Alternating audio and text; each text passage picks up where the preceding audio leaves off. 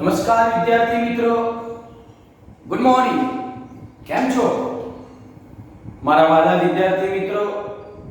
હું અમિત પટેલ આપ સૌનું આ YouTube ચેનલ પર હાર્દિક સ્વાગત કરું છું. વિદ્યાર્થી મિત્રો, આપણે ધોરણ 11 પ્રકરણ 1 ભૌતિક જગતની વાત કરતા હતા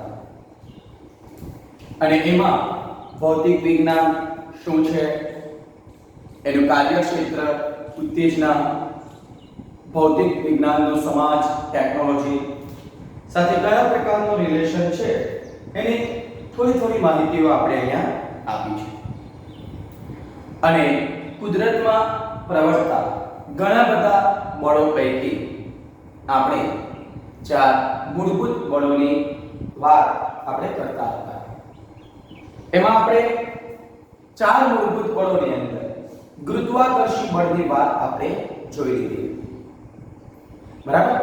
એમાં આપણે એવી વાત કરી હતી કે ગુરુત્વાકર્ષી બળ હંમેશા પદાર્થના પોતાના દ્રવ્યમાનને કારણે લાગે છે.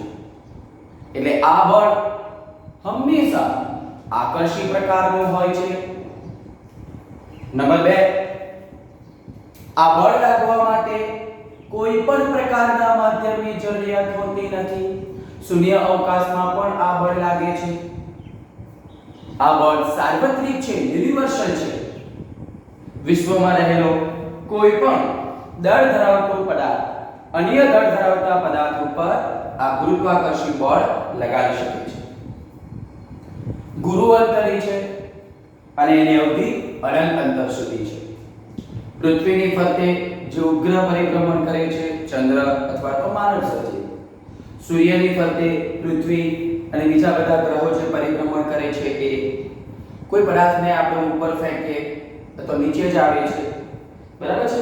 દરિયામાં ભરતી ઓટ, દિવસ રાત, આ બધી જે વાત કરવામાં આવે છે એની અંદર આ ગુરુત્વાકર્ષી બળ ખૂબ જ અગત્યતા ધરાવે છે. 4 બળોની કમ્પેરિઝન કરવામાં આવે તો આ બળ સૌથી નબળું બળ છે, પણ સૌથી અગત્યનું બળ પણ આ છે. અને આજે આપણે બીજું એક બળ જોવાના છે જે આપણે લખ્યું છે વિદ્યુત ચુંબકીય ફોર્સ, ઇલેક્ટ્રોમેગ્નેટિક ફોર્સ. ચાલો, તો વિદ્યુત ચુંબકીય બળ, બરાબર, એ કેવી રીતે, એની અંદર કઈ વિગત આપણે ધ્યાનમાં લેવાની છે, એ દરેક બાબત હું તમને અહીંયા સમજાવું છું. કે વિદ્યુત ભારિત કણો વચ્ચે લાગતું બળ એ કયું છે? આ વિદ્યુત ચુંબકીય બળ છે. કોની વચ્ચે લાગે છે? આપણે લખવું હોય તો એ લખી શકાય કે આ વિદ્યુત ભારિત કણો વચ્ચે લાગતું બળ. કોની વચ્ચે લાગે છે? વિદ્યુત ભારિત કણો વચ્ચે લાગતું બળ એ આ વિદ્યુત ચુંબકીય બળ તરીકે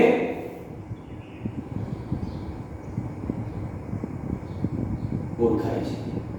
એટલે જે કણ વિદ્યુત ભાર ધરાવતો હોય એના વચ્ચે આ વિદ્યુત ચુંબકીય બળ લાગે છે. બરાબર છે? અને વિદ્યુત ભારો સ્થિર હોય, બરાબર, વિદ્યુત ભારો સ્થિર હોય, ગતિ કરતા ન હોય, અને એમની વચ્ચે લાગતું બળ શોધવું હોય તો આપણે ધોરણ 12 ની અંદર એનો અભ્યાસ કરવાના છે. કુલમ્બ બળ દ્વારા આપણે મેળવી શકીએ છીએ. એટલે લખી શકાય કે વિદ્યુત ભારો સ્થિર હોય ત્યારે આ તેમની વચ્ચે લાગતું બળ કુલમ્બ બળ, બરાબર, અથવા તો કુલમ્બના નિયમ તરીકે પણ આપણે લખી શકીએ. કુલમ્બ બળ અથવા તો કુલમ્બના નિયમ પરથી મેળવી શકાય છે. શું છે કુલમ્બનો નિયમ? બતાવી દઉં છું. એટલે આપણે અહીં વાત કરી છે કે બે બિંદુવત સ્થિર વિદ્યુત ભારો લઈએ Q1 અને Q2 જે એકબીજાથી કેટલા અંતરે છે આ અંતરે છે તો આપણે અહીંયા શું લખ્યું બે વિદ્યુત ભારો સ્થિર હોય બરાબર બે વિદ્યુત ભારો શું હોય સ્થિર હોય તો તેમની વચ્ચે લાગતું બળ કુલમ્બના નિયમ પરથી મેળવી શકાય છે તો દીકરાઓ કેવી રીતે મેળવી શકાય તો કુલમ્બ નામના વૈજ્ઞાનિકે બે વિદ્યુત ભારો વચ્ચે લાગતું વિદ્યુત બળ શોધ્યું જે કુલમ્બના નિયમ તરીકે ઓળખાય છે અને એ નિયમ શું છે તો જરા જોઈ લો અહીંયા હું તમને બતાવું છું બે વિદ્યુત ભારો જે સ્થિર છે Q1 અને Q2 અને એ બે વચ્ચેનું જે અંતર છે એ કેટલું છે r છે ચાલો તેમની વચ્ચે લાગતું બળ જે કુલમ્બ નામના વૈજ્ઞાનિકે આપ્યું છે એ કેવી રીતે શોધ્યું કે બે બિંદુવત સ્થિર વિદ્યુત ભારો વચ્ચે લાગતું કયું બે બિંદુવત સ્થિર વિદ્યુત ભારો વચ્ચે લાગતું અથવા લખું છું ચાલો એટલે તમને ખબર પડે બે બિંદુવત સ્થિર વિદ્યુત ભારો વચ્ચે લાગતું કુલંબીય બળ અથવા એને કહેવામાં આવે છે વિદ્યુતીય બળ એ તેમના વિદ્યુત ભારના આ ગુણાકારના સપ્રમાણમાં અને આ Q1 અને Q2 ના સપ્રમાણમાં અને તેમની વચ્ચેના અંતરના વર્ગના આ વ્યસ્ત પ્રમાણમાં હોય છે આ કુલમ્બ નામના વૈજ્ઞાનિકે આપેલો આ કોનો નિયમ છે આ કુલમ્બનો નિયમ ધોરણ 12 ની અંદર આવશે જોઈ લો તમે પ્રમેય વિધાન મેં જે લખ્યું છે બે બિંદુવત સ્થિર વિદ્યુત ભારો વચ્ચે લાગતું કુલંબીય અથવા તો વિદ્યુતીય બળ એ તેમના વિદ્યુત ભારના ગુણાકારના સપ્રમાણમાં અને એ બે વચ્ચેના અંતરના વર્ગના વ્યસ્ત પ્રમાણમાં હોય છે સ્ટેટમેન્ટ ગુરુત્વાકર્ષણ બળ જેવું છે ન્યૂટનના ગુરુત્વાકર્ષણના સાર્વત્રિક નિયમ જેવું એ બે દળ વચ્ચે લાગે છે આ બે વિદ્યુત ભારો વચ્ચે લાગે છે જોઈ લો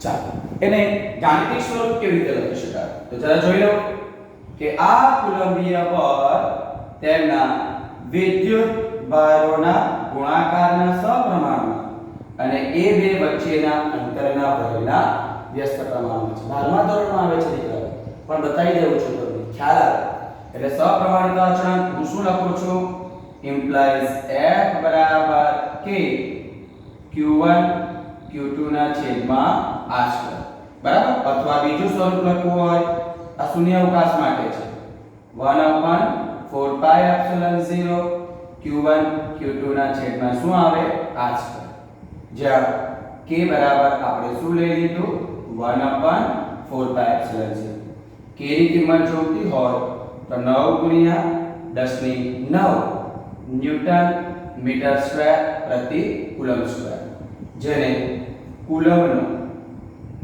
અચળાંક તરીકે ઓળખવામાં આવે છે કુલમ્બનો સપ્રમાણતા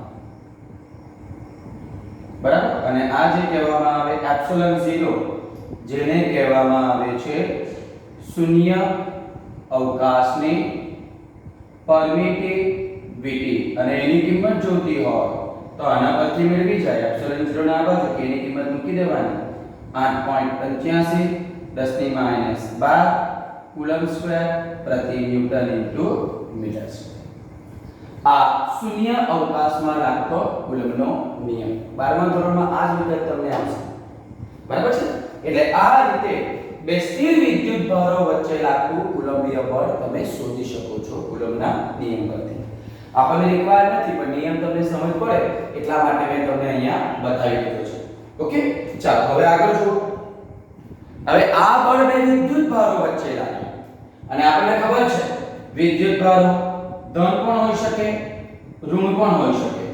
તો આપણે અહીં લખી શકીએ છીએ કે બે સજાતીય વિદ્યુત ભારો વચ્ચે લાગતું આ બળ સજાતીય એટલે સરખા કયા પ્રકારનું હોય છે? અપાકર્ષી પ્રકારનું. અને બીજા કયા? બે વિજાતીય એટલે અલગ અલગ બે વિજાતીય વિદ્યુત ભારો વચ્ચે લાગતું આ બળ કયા પ્રકારનું હોય છે? આકર્ષી પ્રકારનું હોય છે. અહીંયા લખ્યું છે કે બે સજાતીય વિદ્યુત ભાર. સજાતીય એટલે ક્યાં તો બંને ધન હોય ક્યાં તો બંને ઋણ હોય.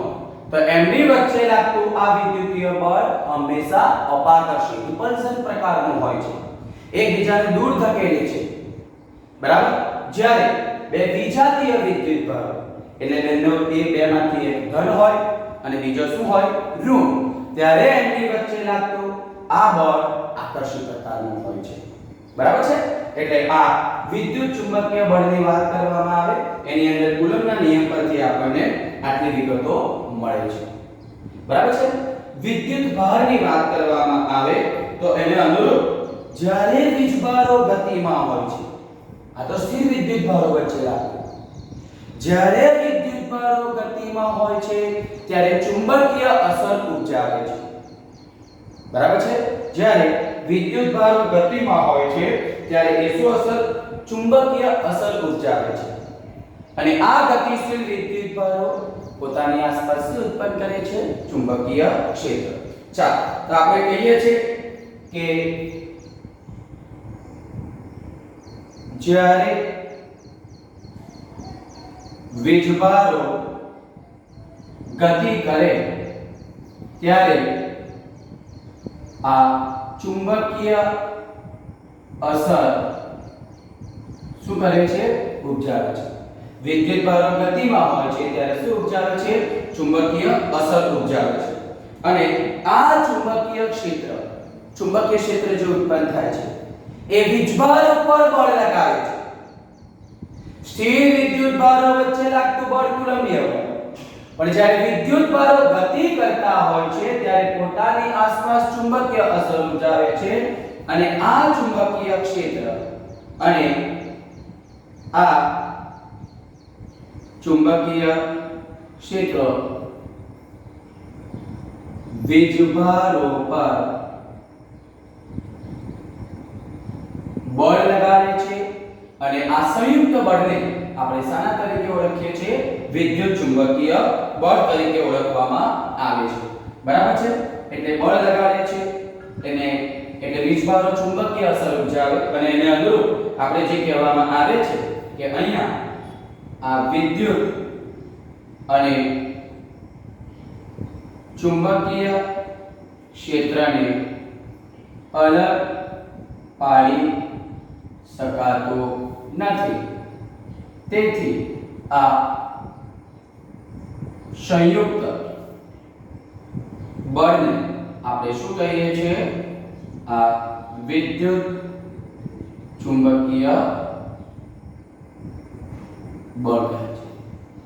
એટલે વિદ્યુત અને ચુંબકીય ક્ષેત્ર તો 2000 વર્ષ પહેલાના જ છે, પણ 200 વર્ષ પહેલા એ સાબિત થયું. ઓસ્ટ્રેલિયાએ પ્રયોગ કર્યો. બરાબર કે વિદ્યુત અને ચુંબકીય ક્ષેત્રને આપણે એકબીજાથી અલગ કરી શકાતું નથી. એટલે એને સંયુક્ત અસરને આપણે બે વચ્ચે લાગતા સંયુક્ત બળને આપણે શાના તરીકે ઓળખીએ છીએ? વિદ્યુત ચુંબકીય બળ. ગુરુત્વાકર્ષી બળની જેમ જે પ્રમાણે ગુરુત્વાકર્ષી બળ લાગવા માટે કોઈ માધ્યમની જરૂરિયાત હોતી નથી, બરાબર, એ જ પ્રમાણે આ વિદ્યુત ચુંબકીય બળ લાગવા માટે પણ કોઈ પ્રકારના માધ્યમની જરૂરિયાત હોતી નથી. ચાલો લખી લઈએ અહીંયા કે ગુરુત્વાકર્ષી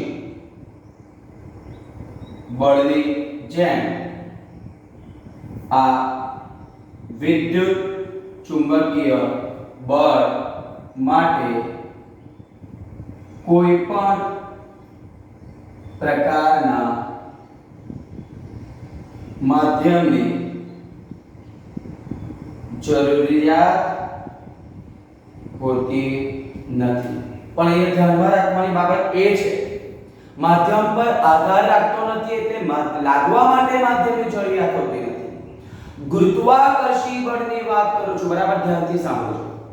તો ગુરુત્વાકર્ષી બળની અંદર તમે બે પદાર્થોના દળ ના બદલો અને એ બે વચ્ચેનું અંતર ના બદલો અને તમે હવાની અંદર બળ શોધો અને ત્યાર પછી એ જ ગુરુત્વાકર્ષી બળ એ જ દળ એ જ અંતર માટે પાણીમાં શોધો તો બંને બળ સરખા જ મળે છે. પરંતુ આપણે જ્યારે વિદ્યુત ચુંબકીય બળની વાત કરવામાં આવે તો એ તમે માધ્યમ બદલાય તો એ બળનું મૂલ્ય બદલાઈ જશે. લાગવા માટે માધ્યમની જરૂરિયાત નથી પણ માધ્યમ બદલાય તો એ જ બે વિદ્યુત ભારો બે વચ્ચેનું અંતર પણ સરખું હોય તો બે જુદા જુદા માધ્યમો માટે આ કુલંબીય બળ કેવું હોય છે? જુદું જુદું હોય છે. એટલે કોઈ માધ્યમ ઉપર આધાર રાખતું નથી. અને બીજું આ વિદ્યુત ચુંબકીય બળ કેવું છે? ગુરુઅંતરી છે. બરાબર, ખૂબ મોટા અંતર માટે એટલે તેની અવધિ ગુરુઅંતરી છે જેની અવધિ કેટલી છે? અનંત છે. બીજું આ વિદ્યુત ચુંબકીય બળની વાત કરવામાં આવે તો એ ગુરુત્વાકર્ષી બળ કરતા પ્રબળ છે. બરાબર છે. પછી આપણે બીજો એક બળ જોવાના છે દ્વિન્યુક્લિયસ બળ, એના કરતા પણ એ પ્રબળ છે. પણ આપણે જો વિદ્યુત ચુંબકીય બળની ગુરુત્વાકર્ષી બળ સાથેની કમ્પેરિઝન કરીએ તો લખી શકાય કે આ બે પ્રોટોન જેને આપણે અમુક નિશ્ચિત અંતરે મૂકવામાં આવે તો તેમની વચ્ચે લાગતું આ વિદ્યુત ચુંબકીય બળ એ ગુરુત્વાકર્ષી બળ કરતા લગભગ 10⁻36 ગણું વધારે છે. બરાબર છે. આ બળ સ્ટ્રોંગ ન્યુક્લિયસ બળ કરતા નબળું છે એટલે આ બળ એની સ્ટ્રોંગનેસ પ્રબળતાને આધારે બીજા નંબર પર આવે છે. ચાર બળોની અંદર એ સ્ટ્રોંગ ન્યુક્લિયસ બળ પરથી બીજા નંબરનું જે બળ છે એ આપણું આ કયું છે? વિદ્યુત ચુંબકીય બળ છે, જે ખૂબ મોટા અંતર માટે આપણે જે વાત કરવામાં આવે બરાબર છે એ મોટા અંતર માટે લાગે છે. બરાબર. અને એટલું યાદ રાખવાનું કે આ બળ આકર્ષી અને અપાકર્ષી બંને પ્રકારનું છે. આ બળ લાગવા માટે પણ માધ્યમની જરૂરિયાત હોતી નથી. શૂન્ય અવકાશમાં પણ આ બળ લાગે છે પણ માધ્યમ બદલાય તો એ જ બે વિદ્યુત ભારો અને બે વચ્ચેનું અંતર સરખું હોય તો પણ આ બળનું મૂલ્ય બદલાઈ જશે. બરાબર. આપણે આકાશની અંદર વીજળી ચમકતી હોય બરાબર આપણે અહીંયા લખી શકીએ અત્યારે વાત કરવામાં આવે તો આકાશમાં થતી વીજળીના ચમકારા બરાબર વીજળીના ચમકારા પછી આપણે વાત કરવામાં આવે આ વિદ્યુતીય ઘંટડી અથવા તો વિદ્યુતીય બેલ આપણે જે દોરની વાત કરીએ છીએ બોલ બગાડીએ છીએ એની અંદર આ વિદ્યુત ચુંબકીય અસર સંયુક્ત રીતે આપણે જોઈ શકીએ છીએ. આપણને ખબર છે કે આપણે પરમાણુના દ્રવ્યની વાત કરવામાં આવે અને આપણે દ્રવ્ય એ ઇલેક્ટ્રોન અને પ્રોટોન જેવા બીજા મૂળભૂત કણોનું બનેલું છે અને આપણને ખબર છે કે ઇલેક્ટ્રોન અને પ્રોટોન એ વીજભાર ધરાવે છે એટલે ઇલેક્ટ્રોન ઋણ વીજભાર ધરાવે પ્રોટોન ધન વીજભાર ધરાવે એટલે એમની વચ્ચે જે કુલંબીય બળ લાગે છે એ આકર્ષી અને અપાકર્ષી બંને પ્રકારનો હોય છે કારણ કે વિદ્યુત ચુંબકીય બળ વિદ્યુત ભારો પર આધારિત છે જ્યારે ગુરુત્વાકર્ષી બળ એ માત્ર દળ આધારિત હોવાથી દળ ધન કે ઋણ હોતું નથી એટલે ગુરુત્વાકર્ષી બળ ભલે બે સજાતીય વિદ્યુત ભારો વચ્ચે લાગે તો પણ હંમેશા કયા પ્રકારનું હોય છે? આકર્ષક પ્રકારનું. બરાબર. અને કુદરતની અંદરની ઘણી બધી ઘટનાઓની વાત કરવામાં આવે એમાં આપણે વિદ્યુત ચુંબકીય અસરોની વાત કરવામાં આવે તો પરમાણુ અને અણુઓની સંરચના આપણે લખવું હોય તો લખી શકાય પણ આટલી માહિતી આપણા માટે ઇનફ છે. બરાબર. વધારાનું કંઈ લખવાની જરૂરિયાત નથી વિદ્યુત ચુંબકીય બળની અંદર. પુસ્તકની અંદર ઘણું બધું આપેલું છે, પણ હું તમને જે કહું છું બરાબર એટલી જ વિગત તમારે અહીંયા યાદ રાખવાની છે. ચાલો મેં શું કીધું, અણુ અને પરમાણુ વચ્ચેની વાત કરવામાં આવે તો એમની સંરચના, અણુ અને પરમાણુ વચ્ચેની સંરચના, રાસાયણિક પ્રક્રિયાનું ગતિશાસ્ત્ર, બરાબર, રાસાયણિક પ્રક્રિયાનું ગતિશાસ્ત્ર, અને આગળની વાત કરવામાં આવે તો એની અંદર દ્રવ્યની યાંત્રિક, ઉષ્મીય અને અન્ય રાસાયણિક પ્રક્રિયાઓની અંદર પણ આપણે વિદ્યુત ચુંબકીય અસરને આપણે અવગણી શકાતું નથી. ખૂબ જ અગત્ય ધરાવે છે. અને ઘર્ષણ બળ, લંબ બળ, સ્પ્રિંગમાં ઉદ્ભવતું બરાબર બળો એ સ્થૂળ બળોના પાયામાં પણ આપણું આ વિદ્યુત ચુંબકીય બળ ખૂબ જ અગત્યતા ધરાવે છે. એટલે ચાર બળોની કમ્પેરિઝન કરવામાં આવે તો આ બળ સ્ટ્રોંગ ન્યુક્લિયસ બળ કરતા 100 ગણું નબળું છે, પરંતુ બીજા બે બળો કરતા આ બળ ખૂબ જ પ્રબળ છે. અને આપણા ગુરુત્વાકર્ષી બળ કરતા તો વિદ્યુત ચુંબકીય બળ 1036 ગણું વધારે છે. અને વિદ્યુત ચુંબકીય બળ, કુલંબીય બળ એ સ્થિર વિદ્યુત ભારો વચ્ચે શોધવું હોય તો આ કુલમ્બના નિયમ પરથી આપણે આ રીતે શોધી શકીએ છીએ. આ જે નિયમનું સ્વરૂપ મેં દીકરાઓ લખ્યું છે ને એ શૂન્ય અવકાશ માટે હોય છે. માધ્યમની અંદર આ બળ આપણું શું થઈ જાય છે, બદલાઈ જાય છે. એટલે શું યાદ રાખવાનું, મેઇન પોઈન્ટ કહી દઉં છું કે બીજા નંબરનું આપણે આ બળ ભણ્યા વિદ્યુત ચુંબકીય બળ, ઇલેક્ટ્રોમેગ્નેટિક ફોર્સ, વિદ્યુત ભારિત કણો વચ્ચે લાગતું આ બળ છે, બરાબર છે. અને બે સ્થિર વિદ્યુત ભારો વચ્ચે લાગતું બળ આપણે શોધવું હોય તો કુલમ્બના નિયમ પરથી, આ કુલમ્બના નિયમ મેં સમજાવ્યો છે તમને તમારી ઇન્ફોર્મેશન માટે, બરાબર. અને બે વીજભારો વચ્ચે લાગતું હોવાથી આ બે બળ સજાતીય વિદ્યુત ભારો વચ્ચે અપાકર્ષણ, વિજાતીય વિદ્યુત ભારો વચ્ચે આકર્ષણ પ્રકારનું હોય છે, બરાબર. અને જ્યારે વીજભારો ગતિમાં હોય છે ત્યારે ચુંબકીય અસર ઉપજાવે છે, બરાબર છે. અને એ ચુંબકીય અસરને અનુરૂપ એ ચુંબકીય ક્ષેત્રો વિદ્યુત ભારો પર બળ લગાવે છે. એટલે વિદ્યુત અને ચુંબકીય ક્ષેત્રને આપણે અલગ પાડી શકાતું નથી. તેથી આ સંયુક્ત અસરને આપણે શાના તરીકે ઓળખીએ છીએ, આ સંયુક્ત બળને વિદ્યુત ચુંબકીય બળ તરીકે ઓળખવામાં આવે છે. ગુરુત્વાકર્ષી બળની જેમ વિદ્યુત ચુંબકીય બળ રાખવા માટે પણ કોઈ માધ્યમની જરૂરિયાત હોતી નથી. ગુરુ અંતરે છે, તેની અવધિ અનંત છે. આ વિદ્યુત ચુંબકીય બળ ગુરુત્વાકર્ષી બળ કરતા 1036 ગણી વધારે છે. આકાશમાં થતી વીજળી, વીજળીના ચમકારા, વિદ્યુત ગંતળી, એની અંદર આપણે આ અસર આપણે ખૂબ જ સરળતાથી સમજી શકીએ છીએ, બરાબર. બીજી ઘટનાઓની વાત કરી છે, સ્પ્રિંગમાં ઉદ્ભવતું બળ, લંબ બળ, બરાબર, રાસાયણિક અસર, ઘણી બધીની અંદર આપણે આ વિદ્યુત ચુંબકીય અસરને નકારી શકતા નથી.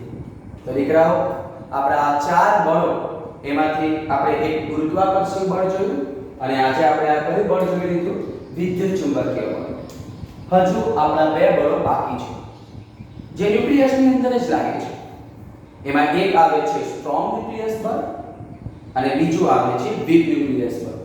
અને ત્યાર પછી થોડી ઘણી વિગત છે, એટલે આપણું આ પ્રથમ પ્રકરણ પણ શું થઈ જશે દીકરાઓ, પૂરું થઈ જશે, બરાબર. રેગ્યુલર વાંચવાનું છે. આ કોવિડ-19 ની ખૂબ ખરાબ મહામારી અત્યારે ચાલી રહી છે. આપણને ખબર છે અત્યારે હવે ઘરે ઘરે આ જે કોરોના વાયરસ એ ઘરે ઘરે ફેલાઈ રહ્યો છે એકચ્યુઅલી. તો એની અંદર આપણે તકેદારી એટલી રાખવાની છે, આપણે ઘરે રહીને આપણી અને આપણા પરિવારજનોની બરાબર આપણે હેલ્થની કાળજી રાખવાની છે. અને જે સમય આપણે ઘરે બેસીએ છીએ, થોડો ઘણો કંટાળો આવતો હોય બરાબર, તો ત્યારે આપણે માઇન્ડ ફ્રેશ કરી લેવાનું અને ત્યાર પછી આપણી પાસે જે બાકીનો સમય એને સ્ટડી માટે ઉપયોગ કરો, બરાબર.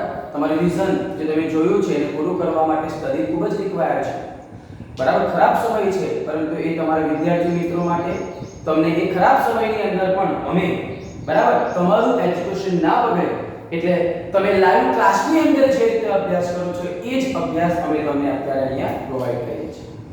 તો દરેક વિદ્યાર્થીઓ આ બોર્ડ પરથી આ જે વિદ્યુત ચુંબકીય બળની જે મેં વિગત આપી છે એ શાંતિથી સમજીને લખી લો અને સમજ ના પડે તો પૂછી લો, બરાબર. આજના માટે દીકરાઓ આપણે આટલું જ રાખીએ છીએ, બાકીનું આપણે નેક્સ્ટ વિડિયોની અંદર જોઈશું. Okay, thank you.